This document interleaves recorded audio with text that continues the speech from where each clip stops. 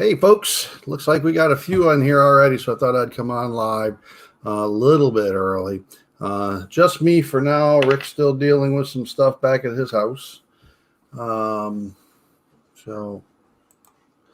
we got, looks like we got Roland in here, getting it done north of 7. Welcome, Roland. We got Paul in here already. I think I guess that would be Hola Omega. What is this? I must say hello, Paul. I don't know Spanish. So. And then we got the Crafty Hobbit in here. And those of you that don't know who that is my daughter up in the Puget Sound area up in Washington. So that's Rebecca. Nisi, how are you, little French? Or I'm sorry, that's little Frenchie in Big Texas. How are you? Michael Keener, hello. Joe Mill Farm, welcome. Started a little bit early just to come in and kind of say hello to folks. So I think we captioned this live. You know, we've been missing in action, but not really. We've just been absolutely knock dead busy. Paula says, hola, hello, amigos, friends, male. I know, but there was, what is the female? Is it like, not señorita, señora? Is that like the female for hello? So it'd be hola señora, I think is what that would be. I'm not sure. I am not Spanish competent. When we had to take an English language in college, or a foreign language in college, and I took sign language because I thought it would be easy. Boy, was I mistaken. It was not easy whatsoever because 2 of my 3 instructors were deaf. It was a very, very challenging course, and I'm glad I got through it. Maybe Crazy Homestead, welcome. So we'll kind of start going through things. Senores means women, hombres means men. All right. Well, I was right then. That's not wrong. So senores means woman. So I'm saying hola, woman. So maybe not as welcoming a greeting, but I wasn't wrong. I just was not as suitable as I could have been. So Rick will be here. He's saying he'll be about 15 minutes late. Chelsea was a little bit late getting home tonight, so he's still back at his house. And apparently her air conditioner went out today. And so I'm not sure what they're doing back there. Hey, Ed, how are you? Crazy Ed's Homestead. So I saw you. I watched a lot of the videos. Couldn't comment because a lot of it was driving, listening. So some of the folks in here, I saw Ed. He was at that meetup out in Pryor, Oklahoma. And I mean, there was a bunch of people. It looks like it was a great turnout out there. But we had other things that we had planned, and basically our entire breeding schedule for this year revolved around this last weekend. And we'll get into that. But we had other obligations that involved driving up to West Virginia, not going to Oklahoma, and wasn't really avoidable. Who else we got in here? So about a minute more, then I'll kind of get rolling and stuff. We don't have a real strong agenda. Again, I just wanted to, even though we have been crazy busy, and still even today, I mean, when I get done with this, I got to go out and water the garden. Lala's getting the eggs for me, simply because I don't have enough time. I had to leave work early today so I could go get a haircut. That's how tight things have been. Michael Harris, welcome, sir. Michael, that's the same trailer. You saw that trailer when you were, Michael commented on our trailer and how much he liked the trailer from this video that I put out yesterday. That's the same one we had when you were here. We got that last year.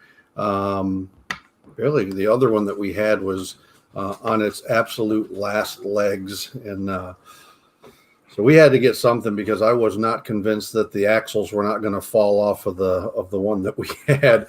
So I was kind of afraid to take it on long trips. So we're really, really, really happy. I think that was a great decision to buy that one. Took a little bit of chunk of change, and we couldn't find one used that was a small one. We found lots that were used, but they were mostly larger ones. In this part of Florida, we don't.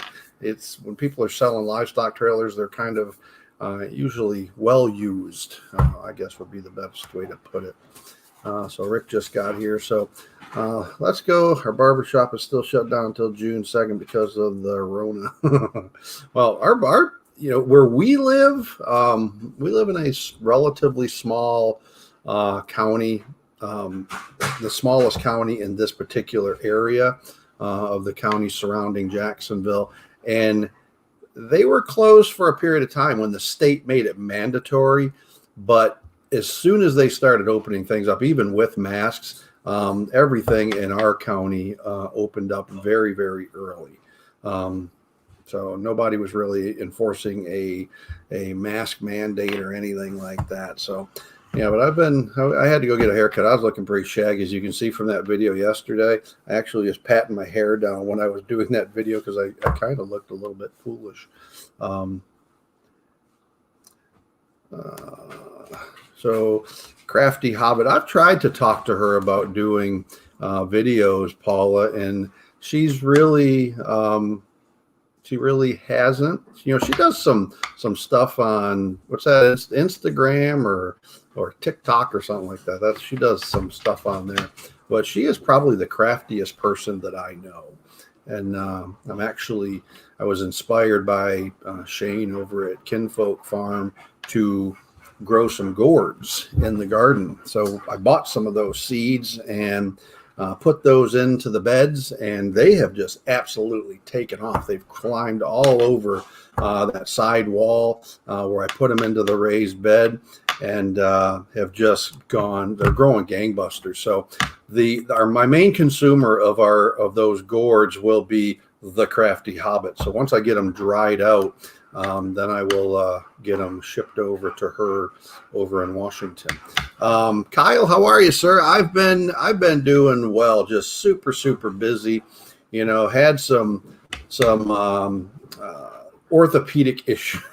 We'll go into that a little bit later. It's just been, it's kind of like the perfect storm. You saw that movie where everything comes together at one time. That's been literally the last month and a half. That's why I captioned this live. No, we're not missing an action. No, we're not mad at that. We've actually gotten emails. I've gotten text messages. I've gotten emails from people asking if I'm mad at them because I haven't been on and watching their videos and haven't been commenting. And I'm going to get into that in a bit, but it has been insanely crazy at lots of different angles. So Rick got here. He's trying to get set up. So let's go ahead and get started. We got we got several moderators in here tonight. Paul is in here.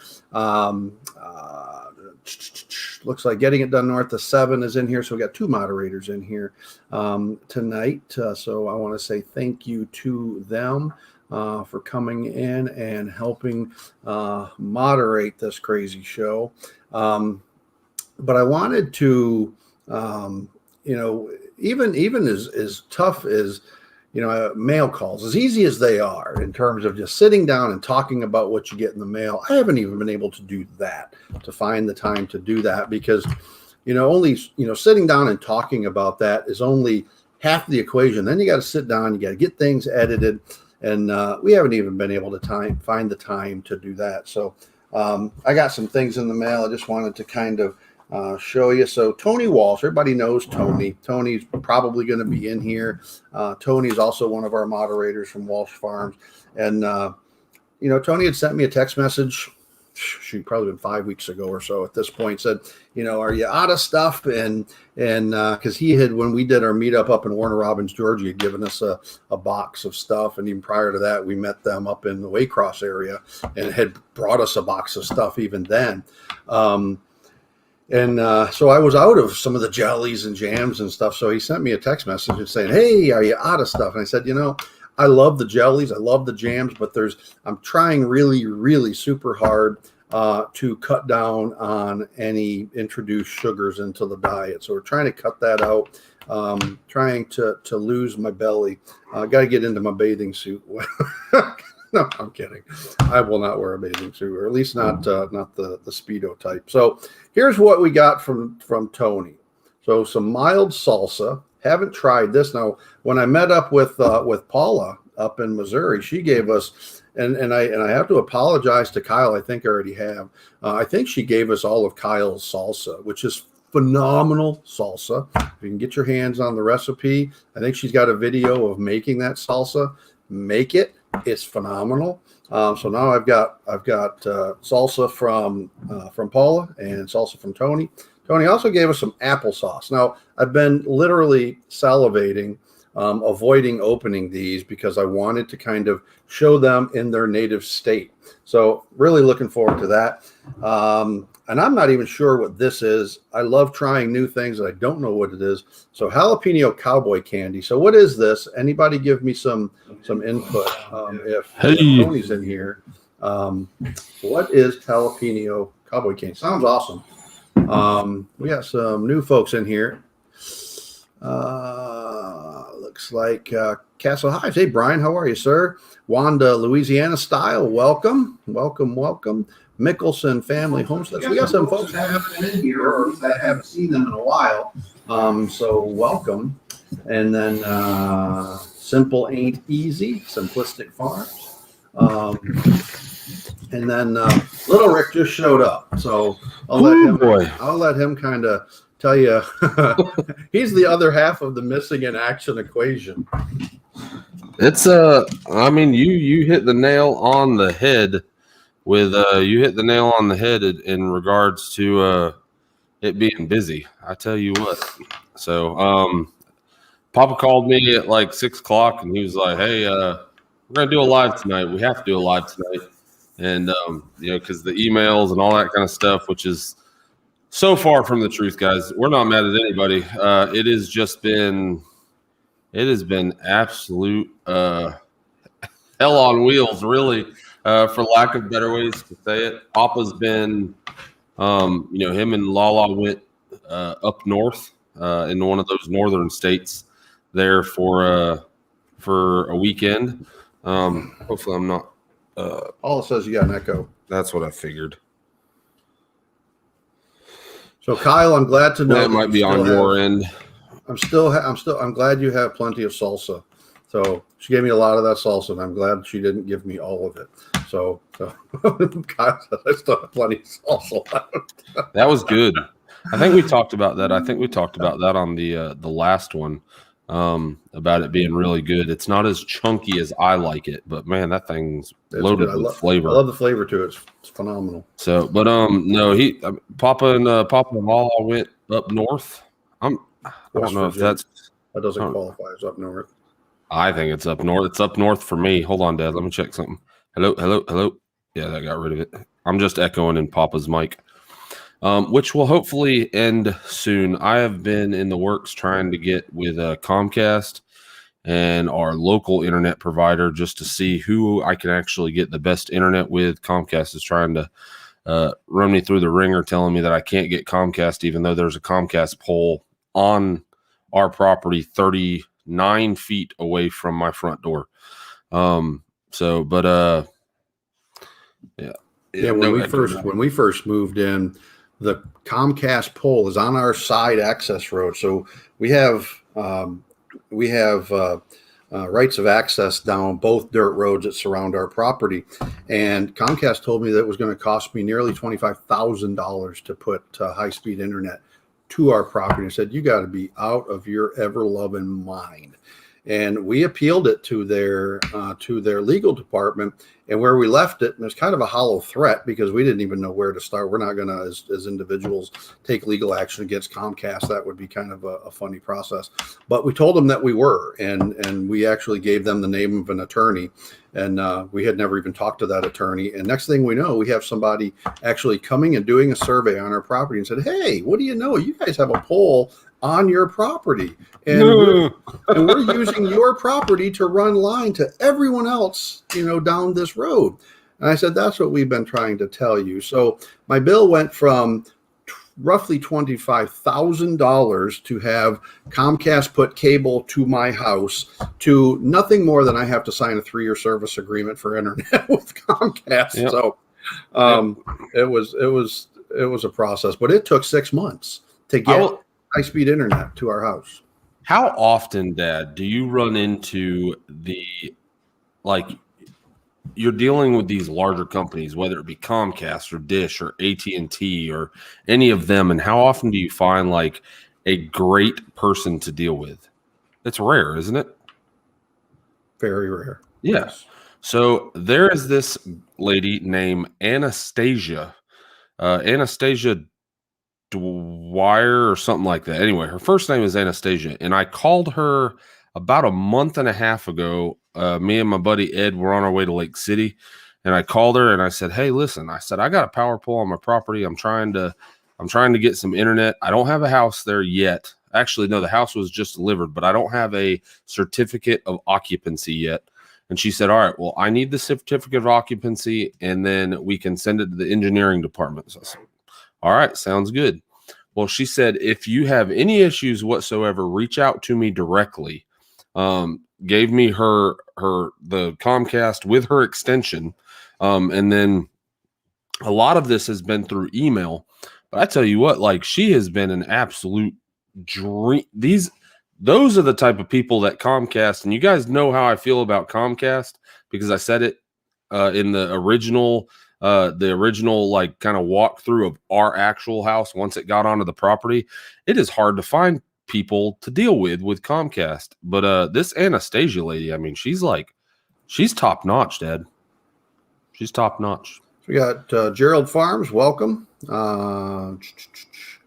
Who else? Anybody else come in? Teresa Abner, hello. Teresa, welcome to our live. Tina Ladybug, welcome.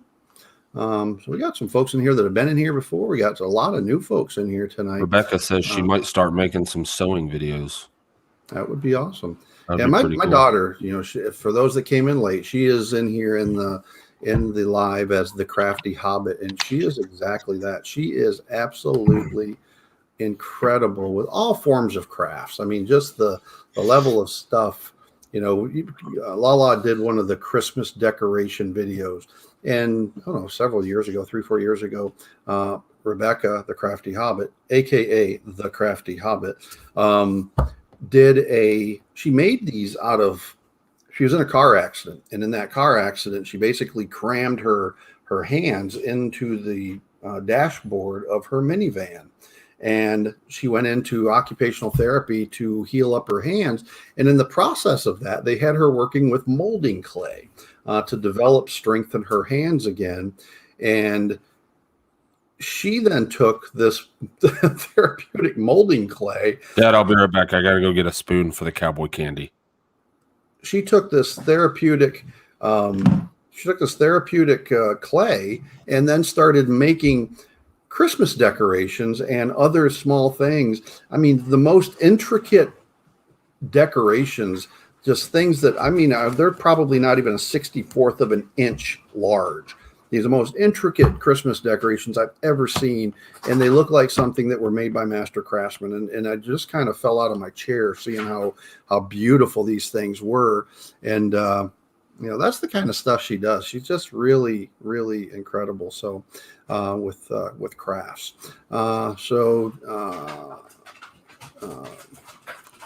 Rachel, how are you? Rachel Wallace from the Dusty Goat Homestead. They're going to be talking about them in a little bit. They are coming to visit us this weekend. Kyle says you should open the cowboy candy and try it on this live. Well, now that I've introduced it, I can. So let me finish what I got from Tony. So, and the last thing is apple butter. I grew up on apple butter. My mother used to make that all the time. And where are you going? It's mine. And you're just walking away with it. To the camera over there. Well, you can do this camera so I can taste it. Okay. He's trying to steal the entire jar of cowboy candy.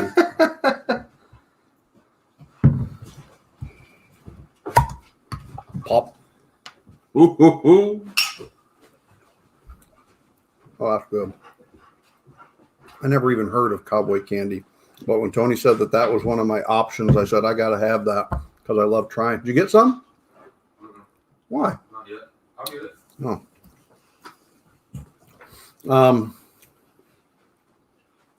Homestead Aquarius, welcome. So that was Tony's gifts.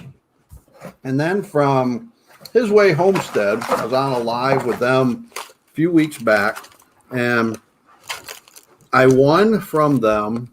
I never even, this is another one of them, freeze-dried Skittles. So I'm like, what in the world is freeze-dried Skittles? If you've never heard of it, that is what a freeze-dried Skittle looks like. So we're going to taste test freeze-dried Skittles tonight. Oh, that's really tasty. So Kyle said, Kyle has committed that you're going to make some more cowboy candy and bring some with you when you guys come in August. So here's a freeze-dried Skittle. I've been waiting to have these. Yeah, I haven't opened any of this stuff. It's just been sitting on the table. Well, that's interesting. That's pretty cool. That's pretty awesome. Homestead Aquarius. Freeze-dried Skittles are awesome. Robert, I agree. I've never had them, never heard of them, but Doug and I won this on a live with His Way Homestead with Doug and Shelley. That came in the mail probably 3 weeks ago. And then the last piece of mail that I thought this actually, you ever get that piece of mail that when you open it, it just puts a gigantic smile on your face? Well, this was one such piece of mail, and because it just literally made me laugh out loud. So I get this piece of mail, and this is how it's addressed. Membership renewed to the Lala Farm from the National Association of Competitive Chitlin Eaters. And I'm like, what in the world? What is Lala or Kimberly? What has she joined? And I'm wondering, so I open this up, and it's a card, and it says, just sharing a laugh. Hope y'all are doing well. Yes, I do eat and cook chitlins. Frugal Farmer Channel, Charles. So I thought that was pretty cool. I mean, what a very novel way to kind of put a smile onto somebody's face. So I thought I had joined the competitive chitlin eaters contest. And I have you ever even had chitlins? No, I have not. Did I ever tell you about the the yard I mowed off Possum Trot in Baker County? No. So Possum Trot, that's the county we live in. Yeah. So I used to mow this lady's yard, and sweetest lady could be, old black lady that lives, like I said, Possum Trot, and it was not yeah. So what, Dad? Right? Keep talking. I'm responding to Teresa Abner. These are they're good. They're like hard candy. They're like exploded. Oh, kind of cool. So this lady, I used to go out there and mow her yard, and I met her through another customer of mine that lived in the city of McClenny, and she always would invite me to her church, and I never took her up on that offer, and then she asked one day, my church is looking for someone to mow their grass. Well, me being a little entrepreneur, I went ahead and I kind of took her up on the offer, and it being a church, was kind of not necessarily low ball, but not, completely just try to get as much as I possibly could off of them. I went ahead and started mowing this old lady's church, and I went there one week. This was way back, like high school days. And they hold on. Hold on. Go ahead. For those of you who don't know, Rick was when he was in 10th grade is when you started it, right? Yep. He started a landscaping business. He come to me one day and he said, I want to start a landscaping business. And I said, well, that's fine. I want to mow people's lawns. So I figured he's just going to go out and he's going to start mowing people's lawns. And so that was in 10th grade. And by the time he was in 12th grade, he had incorporated an actual landscaping business through the Future Farmers of America chapter in Baker County, had won the FFA Star over Florida for agriculture business. And in his senior year in high school, grossed nearly $90,000 in his. Yep, have made I made more in 12th grade than I ever have since I've graduated. Then he decided he's gonna quit in 12th grade and go into the real world and work. And the rest is history. Continue on course, my son. But see, yes, you are right. But now I'm just tinkering with locks and keys at work, so I can't complain too much. Yeah. Now I have a career, and I could have made that into a career, but like I said, young, dumb. Yeah, it is what it is. So call it young and dumb. It's called adult education. Yeah, in its finest form. Yep. I learn the hard way sometimes. So anyway, I went and I started mowing this old lady's church, and I kind of got to know the congregation, which was just a bunch of just down to earth old country folk from Baker County, and talked way more Southern than this city slicker kid did. And I had never heard of chitlins and never had them, just like Papa. And but I got invited to apparently what was a family reunion, but it was a church get together. And they had the majority of the church was black. They cooked really jam up soul food. So, I went in there and they cooked up this soul food, which included, it was ribs, barbecue chicken, the best macaroni and cheese I have ever had in my entire life, and chitlins. And my customer, she was walking me around, making me try all these food. Well, we got to the chitlins, and I didn't think none of it. I've never even heard anybody at the high school or anybody in Baker County talking about chitlins. So I just took them. With a grain of salt and was like, hey, I don't know what they are. Hold on one second. Paula Wells, can you find the definition of chitlins and post it for Roland? Likely spelled wrong. We're enlightening Roland tonight with the concept of chitlins. Hey, as long as they're clean and cooked right. So again, not knowing what chitlins was, I went ahead and I took a big spoonful, and then she told me exactly what they were, and I was like, well, that's probably why I've never had any. But yeah, Miss Dolores, she got me started on some chitlins, and they were the best chitlins. Oh man. I ate until I was just absolutely stuffed. So Jesus is Lord is to the rescue. So that it is hog intestines, and that's where Rick says they just got to be cleaned well. Very, very well. Yeah. So none of those Canadians know what that is, eh? Well, that's the mail call. So the whole topic of this thing is that we have been just absolutely, busy is probably an understatement. We've actually gotten some response from folks. We haven't heard from you. Are you okay? Are you sick? No, we're not. We're not any of those. We're fine. Hey, Dusty Goat. We're not sick. We're not mad at anybody because we haven't been on and watched your videos. It's one of those things where YouTube, if you could literally spend a 40-hour-a-week job plus another 3 or 4 hours a night just watching videos, making videos, doing editing. It could literally be a 60-hour-a-week venture if you allow it to take you over. And we got to a point when we started our channel pre-pandemic. And then in May, when everything is kind of shut down, is about the time that we began getting serious about the editing and getting on a regular schedule. So in May of 2020, we had how many? 600, Ricky? It was somewhere around 6-7. We hadn't quite So made it to it 1,000 was yet. about 600-700 is what we had in subscribers in May of 2020. And now here we are, May 26th, and we're sitting at about 5,500 because we really began focusing on putting the content out regularly.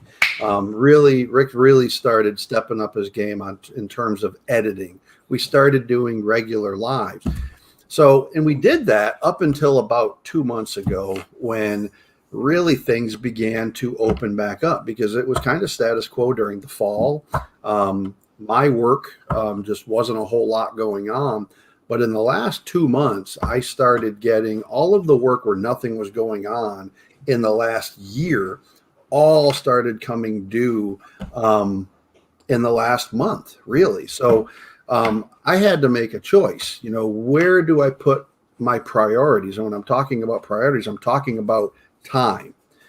So I'm a firm believer in you've got to give to yourself first. You got to take care of you. If you're going to stay healthy, you got to take care of you first. That means taking care of your health, taking care of your mental health, your physical health.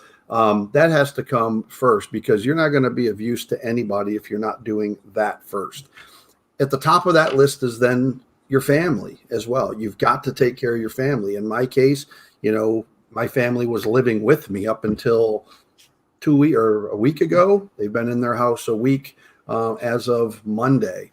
But now it's just Lala and myself, back to just the two of us. So you got to take care of your family, and then you've got to take care. It must be so boring here, huh? It must be so boring here without me. It's very relaxing, trust me. Then you got to take care of those commitments that allow you to pay your electric bill and stay in the home where you live, because I don't think anyone on this live stream right now is in the position where YouTube is sending you a check that's allowing you to pay your mortgage each month. And if you are, thank you for coming to my live stream tonight, because I want to know how you do that. You got to take care of the work that actually pays the bills, unless you're retired. I know Roland's retired. I know Paul is retired. There's probably some other folks. Well, I'm not retired. I got another 6-7 years before I have earned that right. Then we've got a bunch of animals that depend on us. And so when we take all of that time and we put it all together, you've got a whole bunch of animals that are also depending upon us to take care of them. So at the last thing, if you look at priorities, the last thing on that list is YouTube. And that's really kind of, what has happened over the last 6 weeks is that there's just not enough time in the day and still be able to sleep and to attend to YouTube, meaning going out and watching videos and recording content.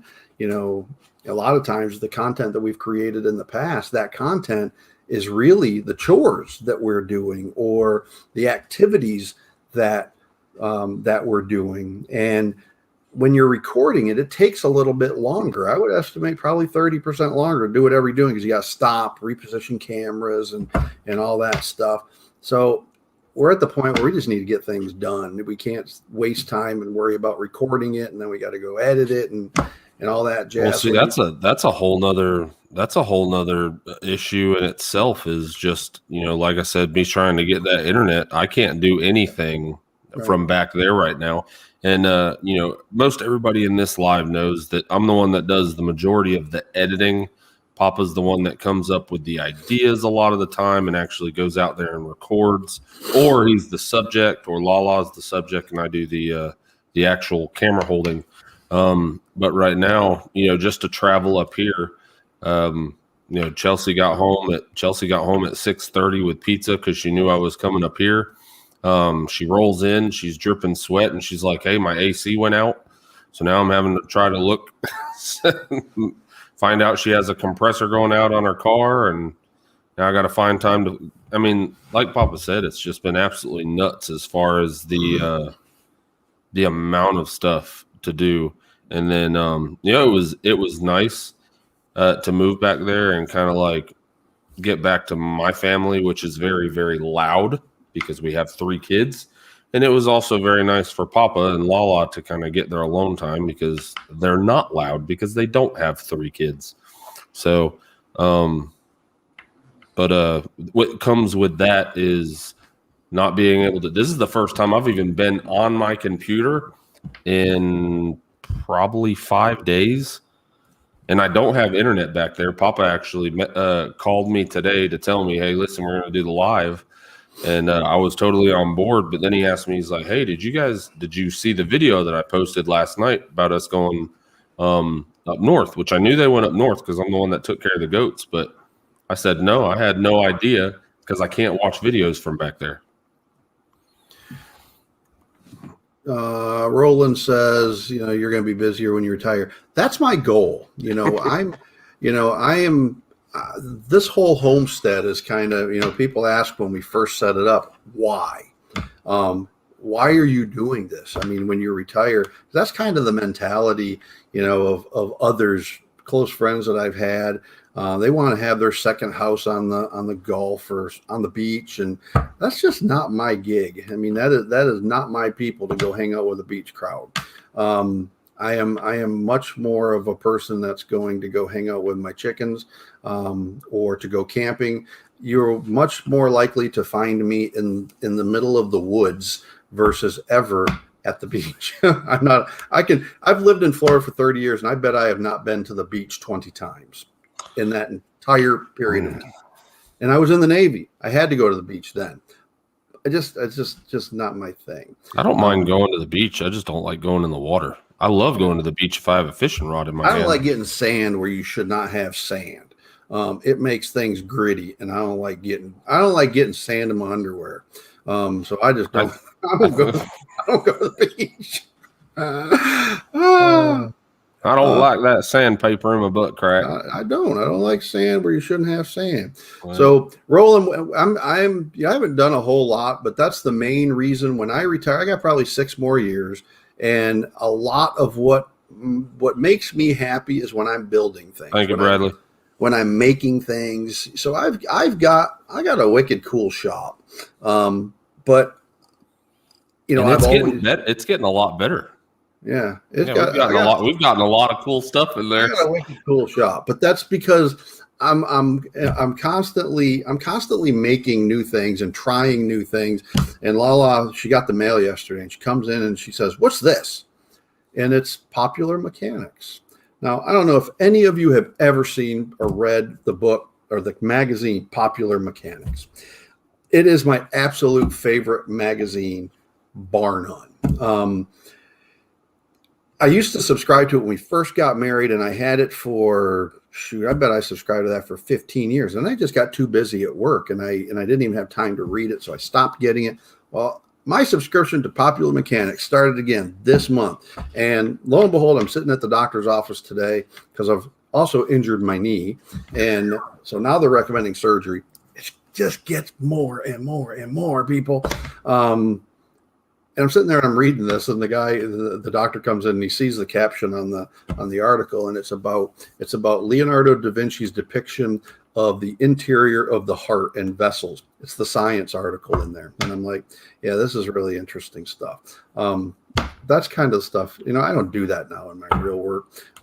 It doesn't make me money, so I got to do that for another 5-6 years. Then I can do the stuff that I really enjoy, which is make, build, and fix things. That's what my 2 F-150s are out there for. That's going to be one of my retirement projects, is to rebuild my F-150s. So those that have been to the place here, Michael Keener, you've seen them. So just a lot. What else we got going on? We talked about work. So what's wrong with your knee? So I've had knee problems since I was like a little kid. And my mother used to give me, when I was really young, she'd give me Tylenol. And I took Tylenol for years and years and years till I went into the Navy. And then the Navy then started prescribing me ibuprofen. And they'd give me like literally gigantic bottles this big of ibuprofen, 800 milligram ibuprofen. And I was taking for probably the better part of 30 years, I was taking probably 1 to 2. So probably a total of 1,600 milligrams a day. Very, very, very bad for you. Yeah. So, but that's what the doctors were recommending. And I'd done that up until the beginning of this year. And so I went to the doctor and I'm thinking they're just not even going to believe me because it's not a believable description of something that's wrong with you. And I've got a very stressful job. And that's what I'm kind of attributing it to was stress. And I go to the doctor and I said, Doc, I have had a headache for the better part of a year. Every single day, it just doesn't stop. It just varies in intensity. And they said, you have basically overdosed on ibuprofen. You're giving yourself a headache by taking these unsafe medications. And I'm like, wow, that's not what I expected you to tell me. So I stopped taking ibuprofen, and literally within 5 days, my headaches went away. And I have not taken one now since February. So how does that have anything to do with my knees? So part of the ibuprofen that I was taking every single day was helping to solve the knee pain that I've had since I was a little itty bitty kid. About 5 years ago, I had a meniscus tear on my right knee, and a year and a half, I had a meniscus injection because of knee pain on my left knee, and it fixed it. And then I had another one back in December of 2020. Well, now those symptoms are back. And it literally, if anyone saw that video yesterday of me going when we took the goats up to West Virginia, there's a very noticeable limp in that video. Yeah, whenever Betsy came to check on the goats and you walked back and then you walked back to the buck pen. There's a very pronounced limp in that video because it hurts to walk on my left knee. And so I went to the doctor for follow-up today, and he's saying, you probably need to undergo surgery so that they can cut part of the meniscus out and kind of there's a little flap in there. And I said, well, I don't have time to do that right now. So he gave me an injection, and it's better already. So hopefully if I can get an injection like every 3-4 months or so, that'll be happy, and try to put off any kind of surgery until late this year, maybe next year. So it's funny. Rebecca says, yeah, hydrate, ibuprofen, and change your socks, which is Keener said, yep, all branches of the service. The funny thing is they actually, so going into prison. So if anything happens, like inmate has a headache, inmate has cut off his finger, he has COVID, he has anything, it doesn't matter. The doctors, you should drink more water. Here's a couple packs of ibuprofen. Make sure your socks are changed daily.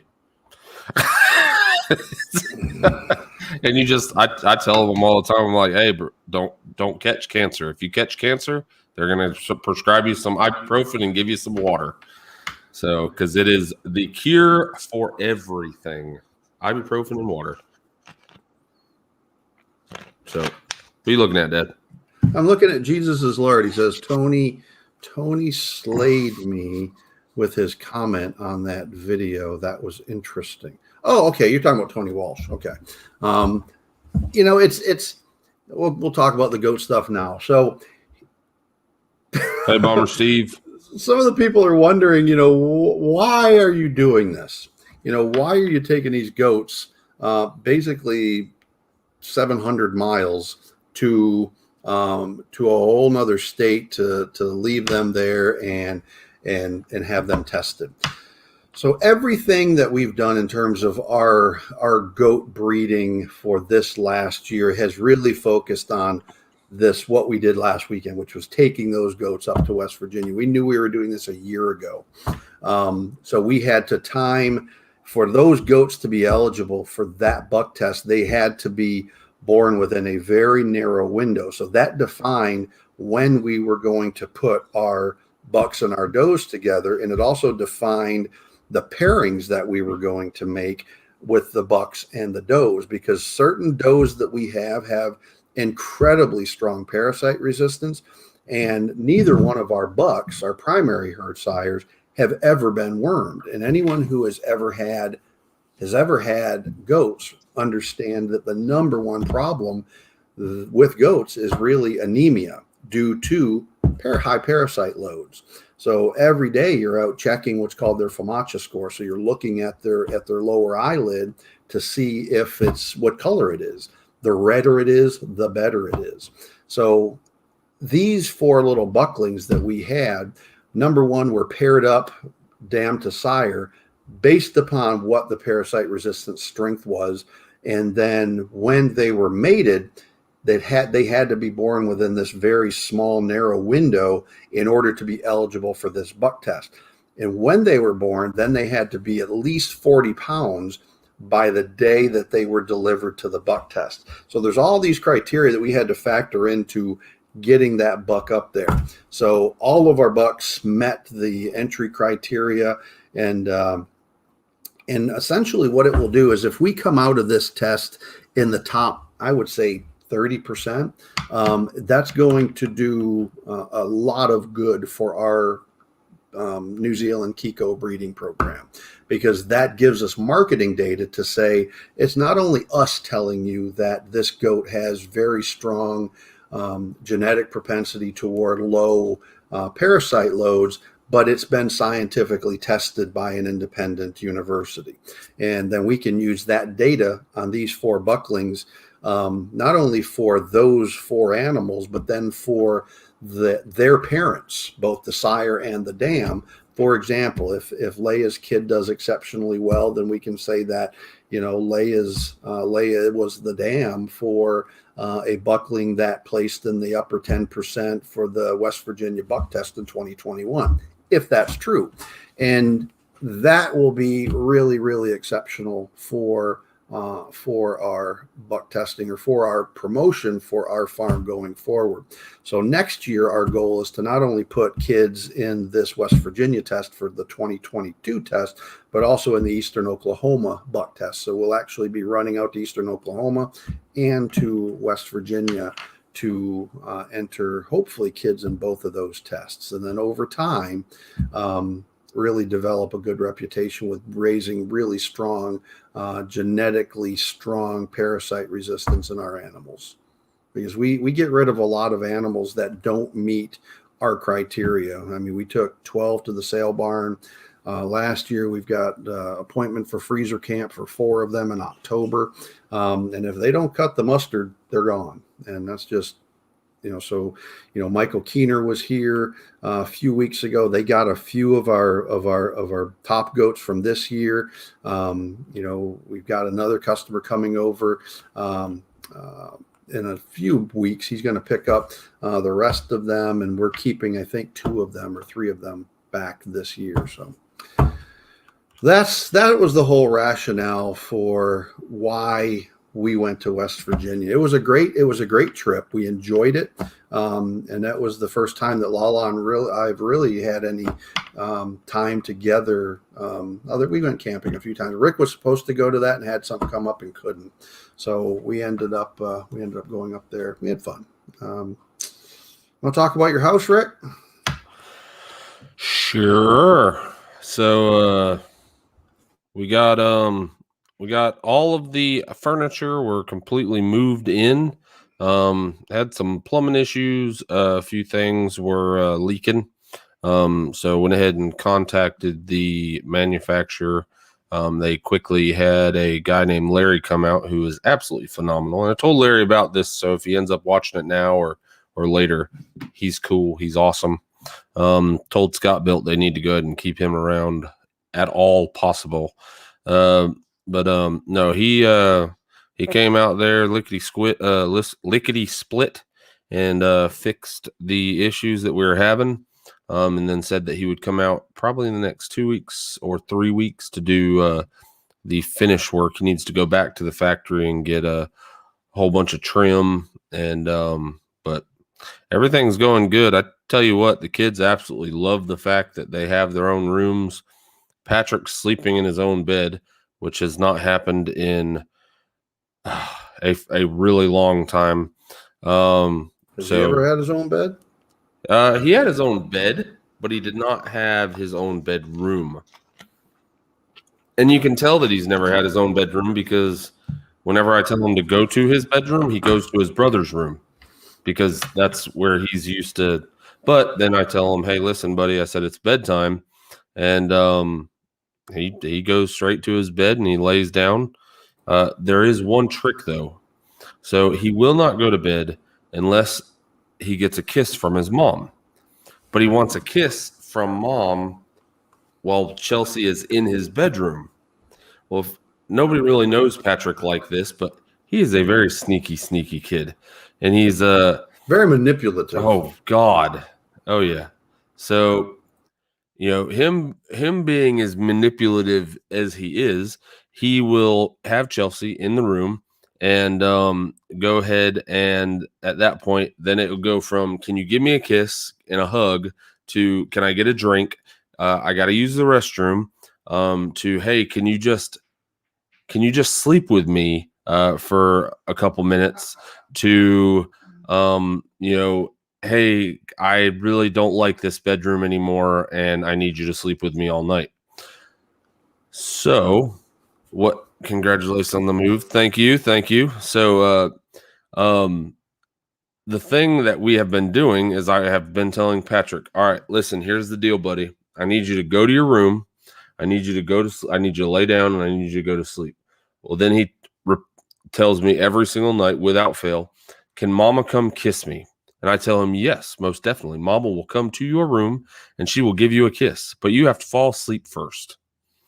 And his response is okay. And then he falls asleep and Chelsea sometimes will come in there and give him a kiss.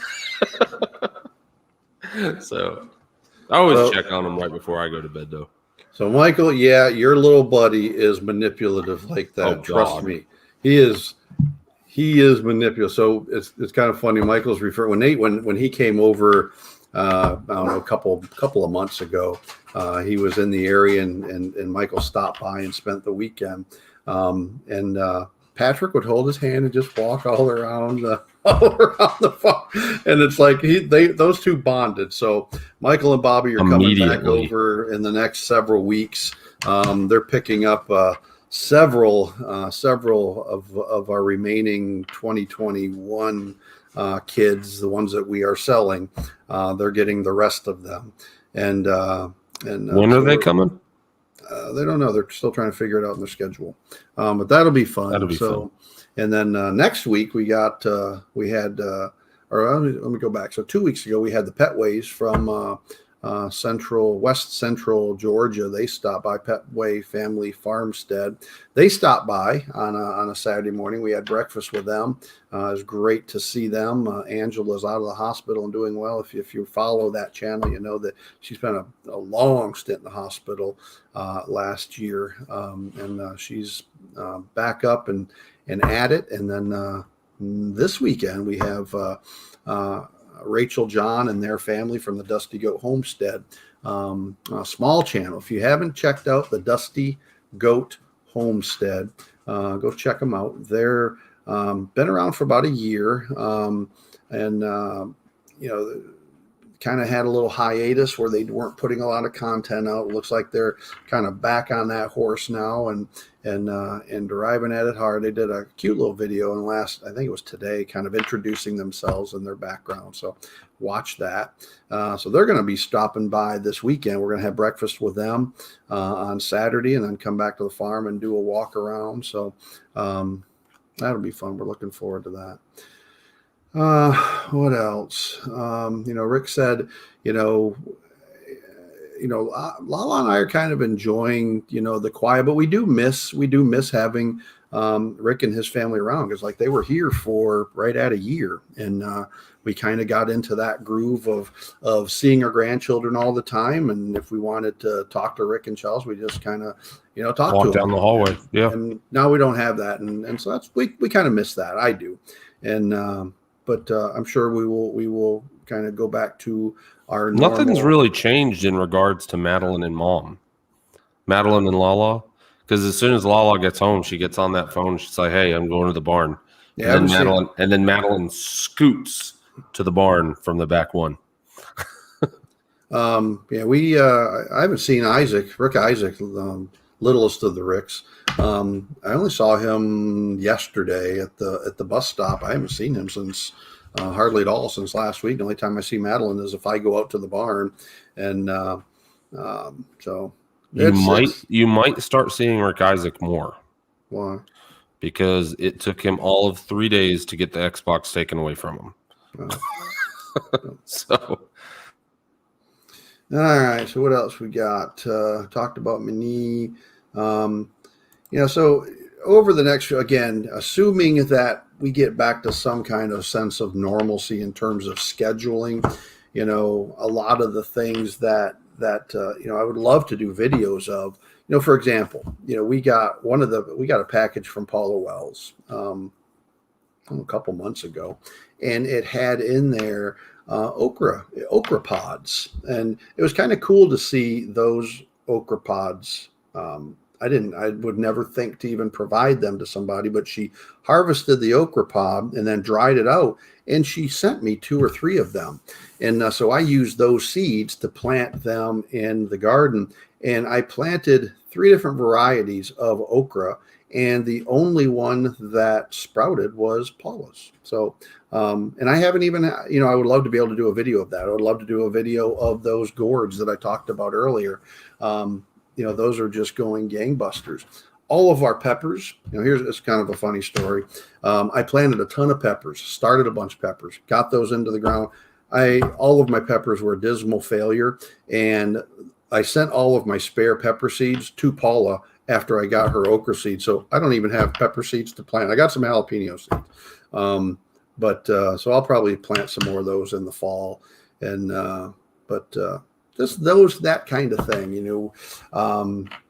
we want to do some video when people come and visit, but we haven't had time to even do editing. So I haven't done that. So, hopefully we'll be able to, do some video when John and when Dusty Goat Homestead, then when they stop by this weekend, maybe we can do some video there.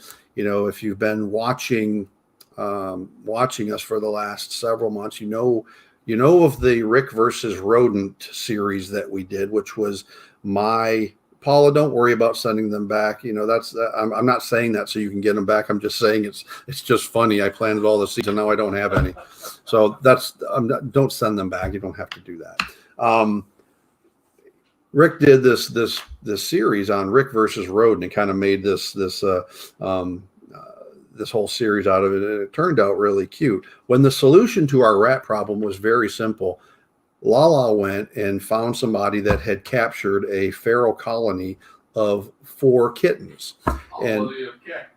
So we took this colony of 4 kittens, stuck them into a dog kennel for probably close to 2 months. And we went out there, and that was Rick Isaac's job for 2 months, as he went out there every single day and handled cats. And at that time, when we first got them, was Abigail wasn't here, was she? Everybody was here when we first got them. Yeah, when we first got them. So even my grandchildren, the Crafty Hobbits kids, my grandchildren that are out there in the Seattle area now, everyone was here. So everybody they got handled a lot. So we took this group of 4 feral kittens and tamed them. So then they got to be adults, and we went to the vet and we said, how old can they be before we can get them neutered and spayed? They said 6 months. So we're like, well, I think they're probably going to breed before that. But, so we got them all fixed, or we got the males fixed. We had not gotten the females fixed because that's a more complicated procedure. And go out there one day, and Lala says, those cats are getting fat. I said, well, what do you mean? I mean, maybe they're just putting weight on. She says, no, they're getting round. They're not putting weight on consistently. They're just getting round. And sure enough, it looked like they'd swallowed a softball. So long story short, we had both of the female cats that we had gotten in this feral litter had gotten pregnant.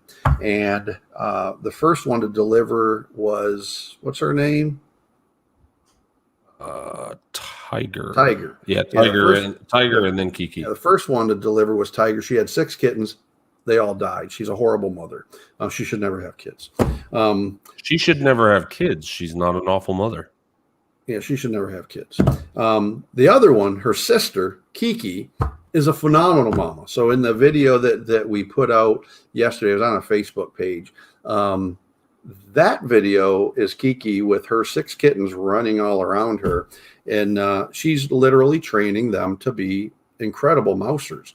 And to prove that, Kimberly went out, or Lala went out to the barn this morning, and Kiki had caught this rat this long and had given it to her kittens. The head was gone. They had already disboweled it. It was the intestines are like laying beside the rat, and these little kittens are devouring this rat. And but it's one that Kiki had caught, so she's training them well. And so I have not seen a live rat on our property in 3 months, maybe 4 months. It's been about that long. It's been a long time. We've seen lots of dead ones. We have not seen a live rat in probably 3 or 4 months, and we attribute that entirely to the last ones that we saw. The last ones that we saw were whenever I was mowing the buck pasture, and I ran over and I told you, I was like, hey, I just saw a bunch of rats heading towards your greenhouse. That was the last ones that I had seen. Garden State Gardener, Whiskey and Sunshine. Hello, folks. Welcome. So, we'd love to be able to do some videos of the cats. We just, again, have not had time. And then, we've been kind of, so we had this Andalusian hen, and anyone who follows the channel know we got 2 coops. We got our front coop where the intent was to have all of our meat birds up there. And we have our back coop, which is where most of the egg production hens are. And our goal was to keep them completely separate. It has never worked out that way. So we've got 2 coops, and in each one of those flocks have very distinct personalities. The ones in the back are like, they're like, dinosaurs, little, what are them things from Jurassic Park that run around like little, raptors. Velociraptor. Yeah. And the ones up front are just as calm as can be. They just walk around with you like they're your best buds. And so there was this Andalusian hen in the front coop that about a month ago, we noticed that she had gone broody. She would not come out of that nest. So we made the decision, if you know anything about the Andalusian, it's a Spanish breed. They don't go broody very often. And this one did. So we're like, all right, she's never going to sit on these eggs long enough for them to hatch out. So we just stopped taking them from her and just, let her sit on her eggs. So if she does hatch them out, then she hatches them out. So we go out. So she's been sitting on these eggs. The only time she comes off that clutch of eggs is in the morning to eat and to drink. Then she goes right back onto the nest. Well, yesterday I go out there to collect eggs from the other boxes, and I look into that little nest box, and she's got 3 little hens that she's sitting, or three little chicks that she's sitting on. So pretty cool. And so she hatched out those 3. So I think they're an Andalusian Brisset cross. Not sure, because they actually could be an Australorp. An Australorp Brisset cross, but they've got this little black spot on their head, which tells me that it's probably more likely that it's an Andalusian. So it's got this black spot on its head, and they're all white, or they're yellow. So it's kind of hard to tell. Kind of hard to tell as of right now. Yeah, I think they're going to be the Andalusian Brisset cross. So talked about all that stuff. So some stuff that we've got coming up is big projects. And again, this is stuff that I've had to put off because of my knee, is putting the weed block down inside of the entire garden structure. So because I can't get down on my knees and do that, that's been a whole nother challenge. And so just a lot going on, folks. Just rest assured, we're not mad at anybody. So if you don't see me coming on to your videos, if you don't see me commenting in particular, a lot of times when I'm listening or watching videos, it's on my way back and forth to work, but I can't comment when I'm doing that. So you're getting watch time. You're just not getting a lot of comments from us, or from me in particular. We're trying to watch videos as much as we can. So, please don't think we're mad at anybody. I mean, again, if you came in late, you'll understand. We started getting emails from folks. Are you mad at me? You haven't been on here. Where are you guys at? it's just been absolutely insane with respect to the time demands and all the different priorities that life kind of kicks your way. Family, work, all of that stuff is just gotten crazy in the last month. So, groundhog living under our wood shelter, and we doubled the garden. I saw the picture of the garden roll, and that looks really, really good. And so it's right at 8:00. I'm going to tell you this story, and then we'll probably close this out. So, at our old house, before we had this one built, we had something that all we knew that something had burrowed under the front porch. So this house had a farm style house, and it was on grade. So they had burrowed under the front porch, the concrete of the front porch. We didn't know what it was, other than it was large, or it appeared to be a large animal of some sort. So we put water down into it. We didn't want to use poison because I don't like just indiscriminately using poison. And but one night we're sitting there and we're eating dinner late, and we start hearing something rustling around on the front porch. So we look out the window, and it is a very large armadillo, and that's what was coming in and out of that hole. So. You got to hear Lala tell the story. It will literally put you on the floor, gut chuckling. So I ran in and I got my 22, and I come running out the front door. And by this time, the armadillo is at the other end of the front porch, and I'm right at the front door. So I take my 22, I load it, and I take aim at this armadillo, and I hit it, right here up in the upper chest. I knew it was going to be a fatal shot, but it wasn't an immediately fatal shot. That thing come at me like a raging bull in one of those Spanish like bullfighting contests. And she said I screamed like a girl and ran. And she says she wishes to God she had that on camera. I just knew that this armadillo was going to kill me. So we lost sight of the armadillo because by this time it's dark, and we went out the next morning, and the armadillo didn't even make it to the end of the driveway.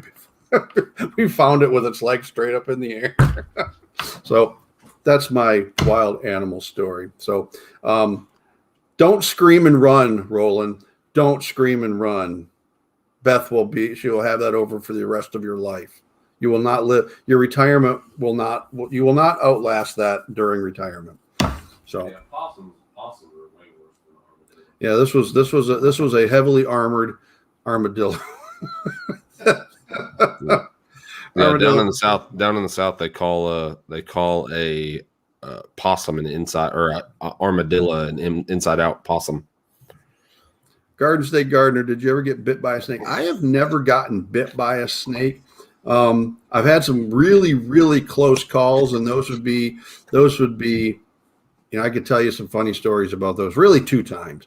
So one of them was a water moccasin that was in the pond before we cleared it, and I'm just kind of walking around, at the kind of the edge of the pond, and just kind of almost stepped on this water moccasin, and again, Lala got this one. It wasn't on camera, but she said again, I screamed like a girl and ran, and the other one was more recently, within the last, I don't know, 3-4 months. There was on one of the Facebook gardening group that Paula Wells moderates. There was a question about rattlesnakes in Florida, and the woman was really kind of tired of all the rattlesnakes that she was seeing. Well, rattlesnakes are something in Florida, particularly wooded Florida.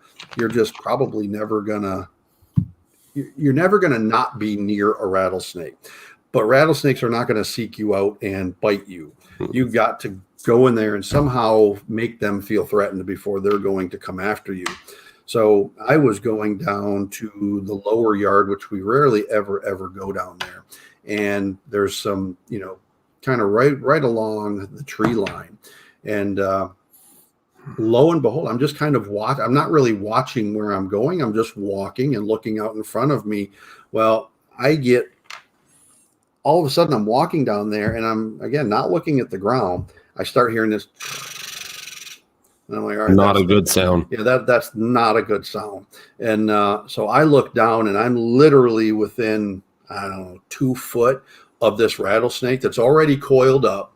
And I start. Oh, he saw you come. He saw you coming from a mile. Yeah, away. so I don't see him now. He's already coiled up, and if I take one more step, he's going to attack me. So I'm not sure exactly what you would call it, but I started like jumping from leg to leg, and I kind of jumped to the right really far and then jumped to the left. I did not get bit. I avoided this coiled rattlesnake. So I guess that's the technique. That's what I'm going to call my Florida rattlesnake escape technique, is just dance like an idiot and you won't get bit. You got to take big dance steps, though. I mean, big dance steps. That's probably what happened to your knee. 4 foot. Yeah, I probably hurt my knee doing the rattlesnake evasion technique. All right. We're going to wrap this up, folks. This was fun talking about my you stunned it with your dance. I see it rolling. Probably. I'm gonna try to convince Papa to do a snake. What is it? A snake evasion dance. Snake evasion dance. Yeah. I'm gonna see if I can get him on camera doing a snake evasion I dance. can't do it with my knee. That's my story, and I'm sticking to it. So it sounds like a ballerina move, Rick. No, it was not it was not pretty. I can tell you that. But it worked, and I did not get rattlesnake bit. We've had lots of dogs that have got. We had this little what was it, Tug beagle. Beagle, and, but that little idiot would not. Wherever he would go find trouble, and wherever there was trouble, he would go get into trouble. And I can't even count how many times that stupid dog got bit. And just, I don't know if he's just stupid or just prone to get into trouble. I think he's just stupid. I think it was a little bit of both. Because I mean, you can't straight up call him stupid, because if you think about it, the reason why I gave him to Greg Johnson, which is my ag advisor in high school, the reason why I gave him to him is because I couldn't keep him in a 6 foot high kennel, because I took the kennel. It was a 6 by 12 by 6 foot tall. And I draped a tarp along the entire top of it. And the dog, because he was getting out of this, he would climb the entire side of the kennel. And then finally it got to the point where I put the tarp on there, and he would climb to the top, hold on to the top of the fence, and then chew through the tarp to get out. So he's not as dumb as you're saying, but as far as being prone to getting in trouble, most definitely. On this, so Robert, rattlesnakes are supposed to be there for a healthy ecosystem. You always get too big, but they are awesome and needed. They are. Now, when did they bring us that they shot on the side? Probably been 6 months or so ago. And there's a picture on our Facebook page of this, or I think it's actually on the YouTube community tab as well. It should be. But so I'm sitting out on the front porch at dusk, and we hear really, really close two shotgun blasts, and we're like, holy crap, that's like really, really close. And about 10 minutes later, we have this pickup truck comes driving right in front of the property and pulls into the driveway, and we're like, well, who in the heck is that? Well, it's our neighbor from down the road. He was coming down our side dirt road and saw a rattlesnake coming out of what is our buck pen, crossing the road to a kind of a cattle grazing field, and it is the largest rattlesnake I have ever seen naturally in nature. The rings on it was, I think there was 10 rings on the rattle. It was gigantic. I mean, around it was, I bet that thing was probably 8 inches around the middle of that snake in terms of the outside circumference. Just a gigantic animal. And he shot it twice. And it was big. It was, I have never seen a rattle. It's the largest rattlesnake I have ever seen in nature. Just absolutely insanely huge. And it was over in our buck pen is where it was. Yeah, there you go. Mm. I mean, look at the size. There was 10 rings on the rattle. Just gigantic. Yeah, it was a big boy. So, Paula, that one's for you in our rattlesnake discussion. In Florida, you're never going to not be near snakes. It's just, you just respect their environment and they're going to respect you. John from Willett Grove, welcome, sir. Welcome. So, folks, You're late to the party. Huh? I said John's late to the party. I'm not going to yell at anybody for being late to the party because we've been late to the party. But, please know that I'm watching your sites, probably not the level that I was before, simply because there's just not enough hours in the day. But we'll get back to the point where we are watching, particularly those who support us on a regular basis, watching them. So thank you all for stopping by tonight, spending an hour with us. We really, really appreciate it. And just thank you so much for your ongoing support, and to our moderators, thank you so much.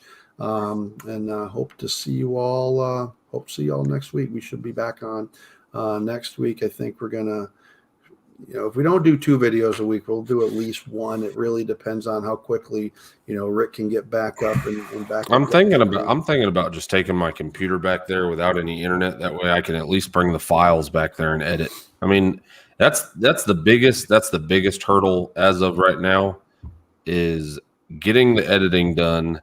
But as of right now, my computer is up here, so in order for me to edit, I have to leave my house for hours, and that's not too fair when you got 3 kids. Right. So we're gonna sign off again. Thank you all for spending the hour with us, and much appreciated. And those coming in late, we appreciate you stopping in and visiting, if only for a short time. Would much appreciated. So remember, folks, always treat others as you would like to be treated. Good night, everyone. Good night, folks.